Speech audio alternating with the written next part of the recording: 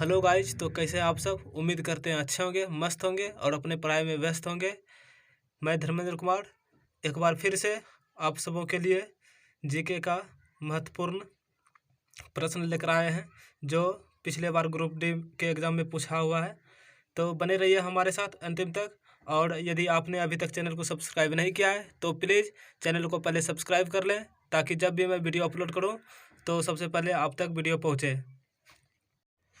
Question start करने से पहले एक बात बता देना चाहता हूँ।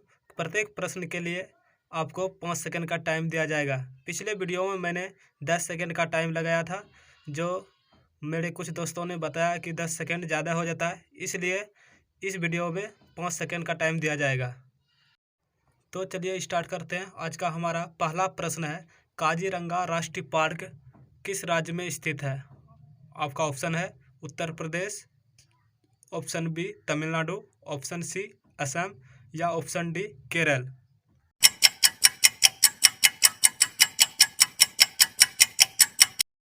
तो इसका सही उत्तर है ऑप्शन सी असम। नेक्स्ट को प्रश्न है हमारा, ओखला पक्षी अभ्यारण्य कहाँ स्थित है। आपका ऑप्शन है हिमाचल प्रदेश, एनसीआर क्षेत्र, हरियाणा या ऑप्शन डी पंजाब।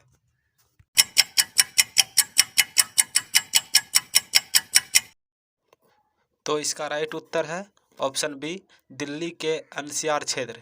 ओखला पक्षी अभ्यारण्य दिल्ली के एनसीआर क्षेत्र में स्थित है। अगला प्रश्न है क्वेश्चन नंबर 3, भारत का सबसे बड़ा टाइगर रिजर्व कौन सा है। आपका ऑप्शन एक है Jim Corbett tiger reserve, option B Sundarban tiger reserve, option C Satpura tiger reserve, option D Nagarjuna Sagar Shri Sailam tiger reserve.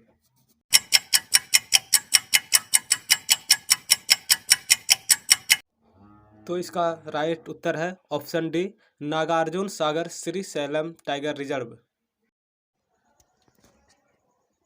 चौथा नंबर प्रश्न है हमारा, निम्नलिखित में से किसमें होमोटोड दांत पाए जाते हैं।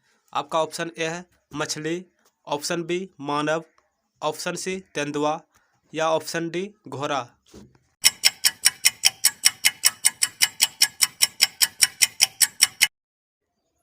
तो इसका राइट आंसर है ऑप्शन ए मछली। मछली में ही होमोटोड दांत पाए जाते हैं। क्वेश्चन नंबर 5, डिओडेनम किसका भाग है। आपका ऑप्शन ए है छोटी आंत, ऑप्शन बी बड़ी आंत, ऑप्शन सी पित्ताशय या ऑप्शन डी अंडाशय।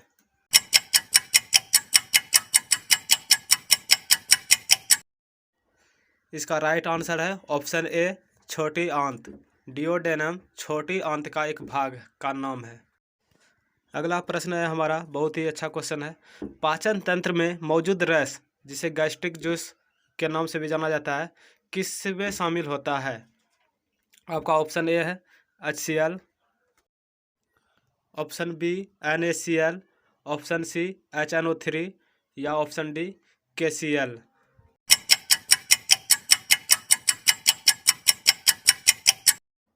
इसका राइट आंसर हो जाएगा ऑप्शन ए HCl हाइड्रोक्लोरिक अम्ल।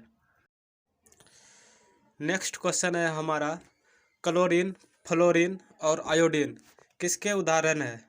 आपका ऑप्शन है निष्क्रिय gas, option B ketone, option C halogen या फिर ऑप्शन डी एल्केन। देखिए, ये प्रश्न पिछले साल यानी 2018 में जो पिछले बार ग्रुप डी का एग्ज़ाम हुआ था उसमें पूछा गया क्वेश्चन है। इसका सही उत्तर आपको बताना है।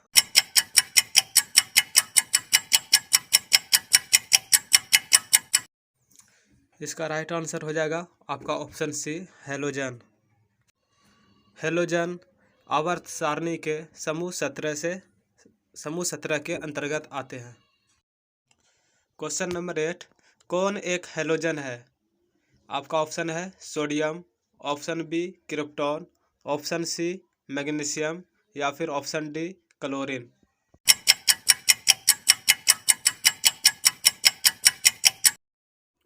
इसका राइट आंसर है option D chlorine. Question number 9, विश्व वेटलैंड दिवस हर साल किस फरवरी के किस दिन मनाया जाता है। आपका ऑप्शन है 2 फरवरी, ऑप्शन बी 3 फरवरी, ऑप्शन सी 4 फरवरी और या option D none of this.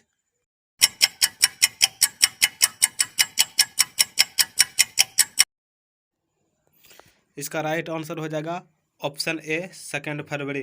2 फरवरी को ही विश्व वेटलैंड दिवस या फिर हिंदी में इसका नाम विश्व आर्द्रभूमि दिवस के रूप में मनाया जाता है। नेक्स्ट प्रश्न है हमारा, आवर्त सारणी के समूह में सभी तत्वों के समान होते हैं। आपका ऑप्शन है परमाणु क्रमांक, ऑप्शन बी है परमाणु भार, ऑप्शन सी संयोजी इलेक्ट्रॉनों की संख्या, या फिर ऑप्शन डी न्यूट्रॉनों की संख्या। मेरे ख्याल से इस प्रश्न में तो कोई दम दिख नहीं रहा है, साफ साफ इसका आंसर नज़र आना चाहिए। तो आपको बताना है इनमें से सही आंसर कौन सा होगा।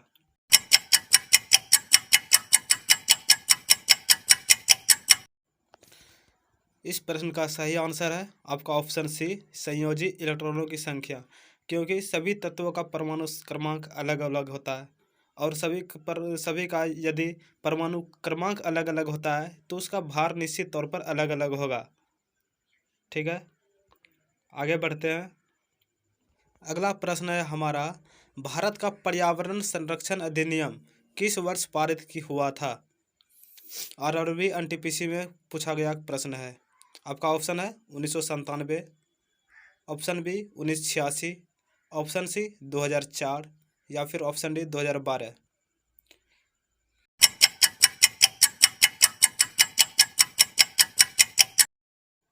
इसका सही आंसर है ऑप्शन बी 1986। पर्यावरण संरक्षण अधिनियम 1986 में पारित हुआ था। नेक्स्ट प्रश्न है, लेंथेनाइड और एक्टिनाइड किस ब्लॉक के अंतर्गत आते हैं? आपका ऑप्शन है डी ब्लॉक तत्व, ऑप्शन बी पी ब्लॉक तत्व, ऑप्शन सी एफ ब्लॉक तत्व, या फिर ऑप्शन डी एस ब्लॉक तत्व।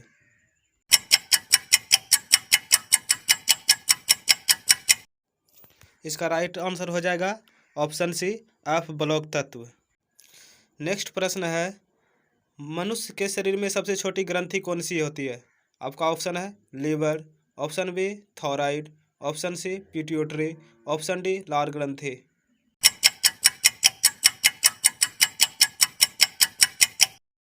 इस प्रश्न का राइट आंसर हो जाएगा ऑप्शन सी पिट्यूटरी ग्रंथि। इसे ही मास्टर ग्रंथि कहा जाता है और यह शरीर की सबसे छोटी ग्रंथि भी होती है। नेक्स्ट प्रश्न, मानव शरीर की किस ग्रंथि को मास्टर ग्रंथि कहा जाता है? सेम क्वेश्चन फिर से दोहरा गया है। देखिए, अभी हम जस्ट तुरंत ही बताए थे कि पिट्यूटरी ग्रंथि को ही मास्टर ग्रंथि कहा जाता है। तो इस प्रश्न का उत्तर भी ऑप्शन सी पीयूषिका, यानी कि पिट्यूटरी ग्रंथि को ही पीयूषिका ग्रंथि कहते हैं या फिर पीयूष ग्रंथि कहा जाता है। तो आपका ऑप्शन सी पीयूषिका ग्रंथि आंसर सी हो जाएगा। नेक्स्ट प्रश्न है, यदि हम पेड़ की शाखा को तेजी से हिलाएं तो कुछ पत्तियां पेड़ से अलग हो जाती है, यह किसके कारण होता है? आपका ऑप्शन ए है मुक्त पालन, ऑप्शन बी वेग, ऑप्शन सी जड़त्व, या फिर ऑप्शन डी आवेग। यह क्वेश्चन भी पिछले वर्ष ग्रुप डी में आया हुआ है।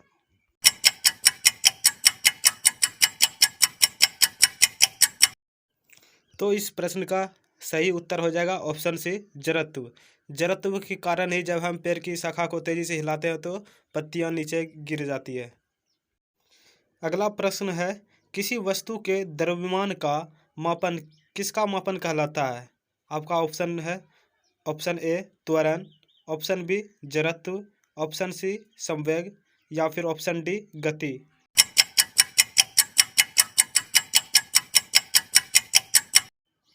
तो इस प्रश्न का सही उत्तर हो जाएगा ऑप्शन बी जड़त्व। किसी वस्तु का द्रव्यमान जड़त्व का मापन कहलाता है। नेक्स्ट प्रश्न है, बल समीकरण में एफ बराबर होता है। आपका ऑप्शन है M A, option B M G H, option C M भी, या फिर option D U plus A T.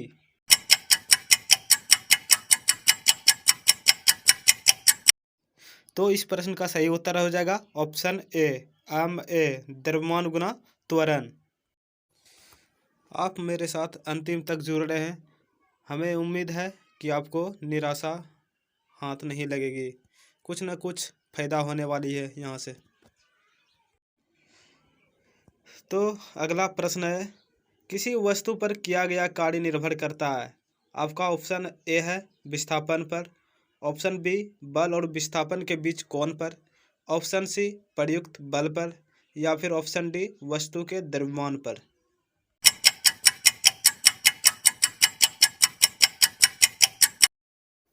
इस प्रश्न को देखिए आप पहले कितनी बार एग्जाम में पूछा गया है। 2018 के ही एग्जाम में कुल 4 बार यह क्वेश्चन दोहराया गया है। तो इसका सही उत्तर आपको बताना है। टाइम हो चुका है। इस प्रश्न का सही जवाब ऑप्शन डी, ए, बी और सी, यानी कि किसी वस्तु पर किया गया जो कार्य निर्भर करता है वह विस्थापन पर, बल और विस्थापन के बीच जो कोण बनता है उसके कोण पर, और प्रयुक्त बल पर, यानी तीनों पर वस्तु का किया गया कार्य निर्भर करता है। अगला प्रश्न है, यदि बल F बराबर 0 इसलिए किया गया कार्य वर्क बराबर क्या होगा। आपका ऑप्शन है option A 20, option B 0, option C 1, या फिर ऑप्शन डी 100।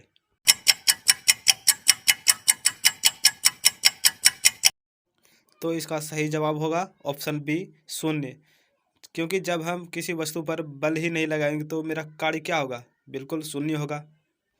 चलिए, आपका 20 प्रश्न का सेट पूरा हो चुका है। आई होप आपको अच्छा लगा होगा। और इन 20 प्रश्नों में आपने कितने किए ये कमेंट बॉक्स में ज़रूर लिखें। मेरे साथ अंतिम तक जुड़े रहने के लिए धन्यवाद। मिलते हैं अगले दिन अगले सेट के साथ। तब तक के लिए टेक केयर, बाय बाय।